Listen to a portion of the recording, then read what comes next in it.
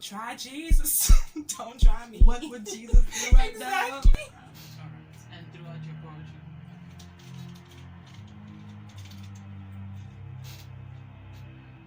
Okay.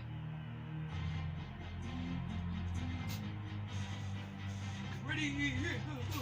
Yes, girl! Okay, here we go. Yep, you know how it is when you begin to hear those sounds. It is definitely the poetry session right here on the Chill Zone with myself, Purity S. And today we are listening to the lyrical content from Unoluthando Makoba. Hey, girl. What is up? What is up? Oh my goodness. She looks like this international bae. Vibes. Ningabona guys, it's lit. Y'all, her head is lit. It's on fire. It's absolutely beautiful. Thanks so much for pulling through, girl. I'm so happy to be here.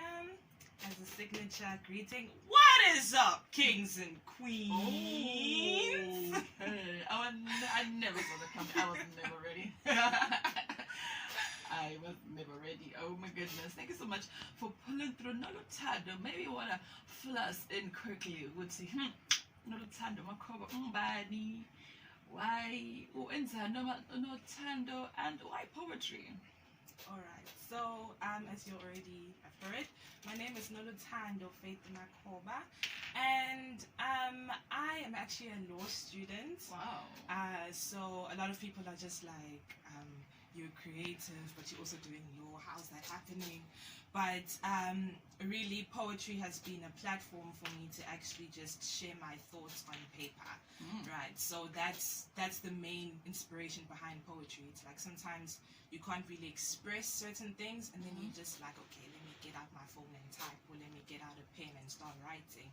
So it's been my escape in a way. Poetry has been my escape. It's been my release as well.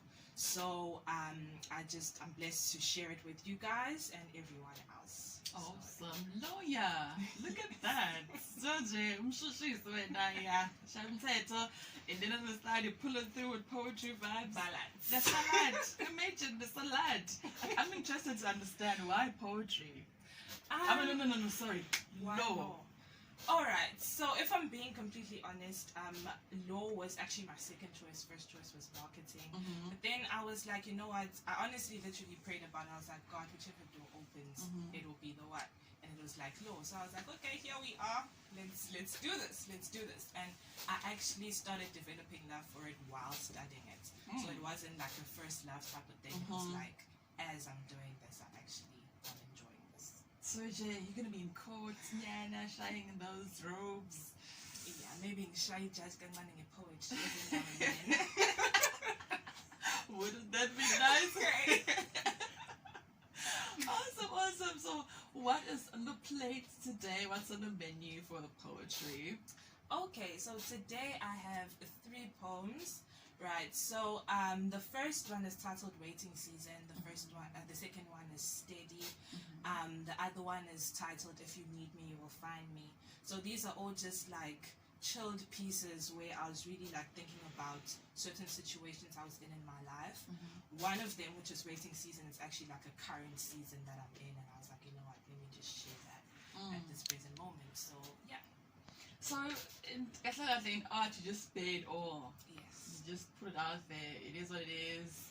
Yeah. No jaja or guapo, no fear whatsoever. Raw and unfiltered. Uncut. Oh my god. Okay. So let's hear what part 1 title? Waiting Season. My waiting season. Oh my god. Let's hear it. Go. Hit it, girl. Alright. Waiting Season. I've not yet mastered the art of patience. I sometimes get agitated when things don't go as planned. And most times, I like to feel in control. I worry when things go too slow and the process of things unfolding gets a bit tedious. Oblivious to the fact that what is done during the waiting season is usually more important than when the season is over. After all, we cannot be trusted with what we have not been equipped to maintain. To maintain is to keep. And as human beings, we tend to abuse the good things because we don't know how to appreciate its worth when it has arrived, or even how to handle it. I've learned that the waiting season is not punishment, but it teaches us to recognize a blessing when we see one. They say, easy come, easy go. As you wait, you learn what you have to hold on to and what you have to let go. Sometimes you learn that you just gotta rest. That above your own, God's plan is the best. That everyone is in a season of their own. That although some are reaping the harvest of what they've sown, sweetheart, don't eat your seeds because the fruits of your labor also have a time of its own. As I said, the waiting season is not punishment. But yes, sometimes it's quiet though. And sometimes doubt comes seeping through your window. We sing, Waymaker, miracle worker, promise keeper. But do you still believe that he can light up the darkness? I'm learning that our impatience makes it seem as though we believe that God is taking too long, that we can just simply do it ourselves. When it is only God who can do exceedingly above what we can imagine. Imagine if we rested in complete trust in our Father. Come on. He made the heavens and the earth with so much attention to detail, and you think he would forget to write out a beautiful story tailor-made just for you? Just for you. Trust me, he hasn't forgotten about you. So grab a chair, bring some snacks too even, because as much as I can't tell you how long it will last, there is a blessing in staying faithful in the waiting season. Sure. That part where you speak about Waymaker, miracle worker, and then do we actually believe it? You know, we sing popular songs and we think we're in the zone, Gandhi. Yeah. When the song finishes and when you're sleeping, those moments when you're about to sleep, you're like, ish, this is really gonna happen. Or like, God, why? What's going on? Because it literally feels like you're in the hype of the song and everyone is around you, you're worshiping, you're in that moment. And then after that, it's like, okay, now we have to live this out. This is it. Yeah. And it's not fun. It's not as nice as Waymaker, miracle. When those drums are beating and the guitar and everything is just going wild. It's not nice, though. Especially when before you sleep and when you wake up. So this is basically like pacing yourself in life. Like we're living in a very quick generation. Everyone is doing things very fast. Social media is there as well, and you feel pressure. Microwave. Now. Yay! Like for real.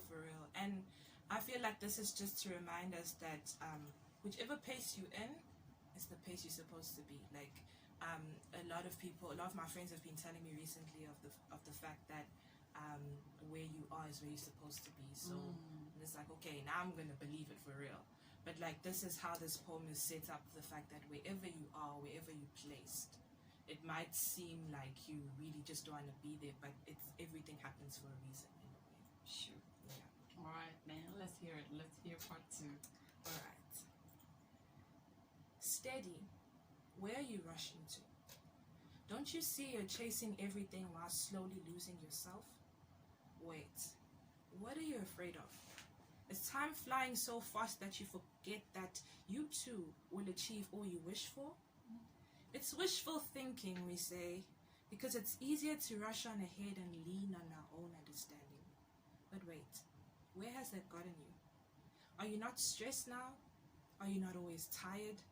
Is your soul at peace now? Or does it feel like your faith is in retirement? Well, rehire it. Because no matter what it looks like now, who is going to experience the better days ahead if you choose to give up now? Not that it hasn't crossed my mind either, but I owe it to my Father, who declares in his word that he will never leave me. When I'm weary, he will give me rest. When I'm hopeless, I've got to believe that he won't take me where his goodness and mercy will not follow. So steady. I understand that it's easy to get frustrated. When your plans don't align with your reality, life feels like a scam. And the destination looks like some faraway land. But the one who has the whole world in his hands, who birthed life with just a word, is still a man of his word. So steady. Where are you rushing to? Don't go chasing everything at the expense of losing yourself. And whatever you're afraid of, in God's time, your life will start making sense, and he will reveal why perfection usually takes so long.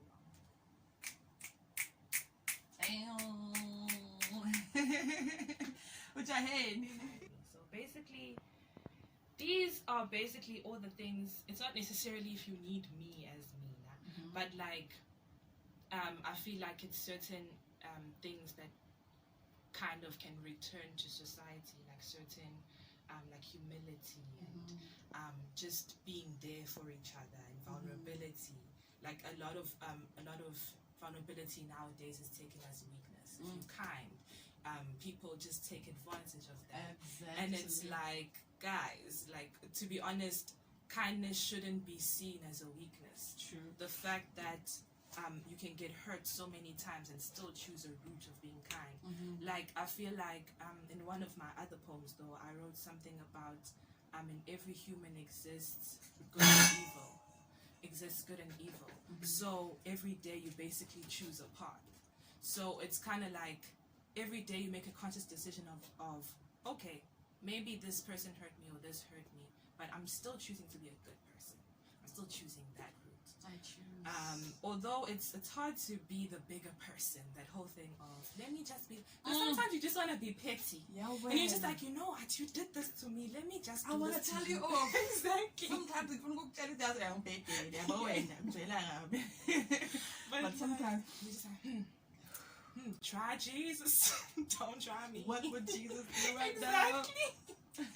Exactly. So like it's a thing of returning to knowing who you are as a person, like not allowing other people to change who you are or circumstances to change who you are, and just remain authentic. Yeah. True to self. Yeah. All right, let's hear part 3. All right. So okay. If you need me, you will find me. If you need me, you will find me where pure intentions meet truth, where communication is key.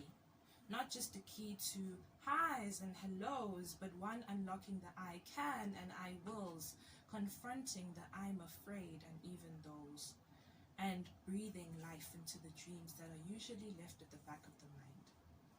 If you need me, you will find me where, as weak as society has made vulnerability to be, it becomes a newfound strength.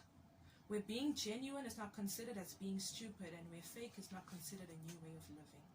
Where holding on to fate until you make it is a life motto, where the phrase love hurts doesn't get repeated so much that it starts to feel so real. And if you need me, the truth is, you might not always find me in a great space, but you'll find me taking things one day at a time and moving at my own pace. Yo, you will find me taking things one day at a time. And I love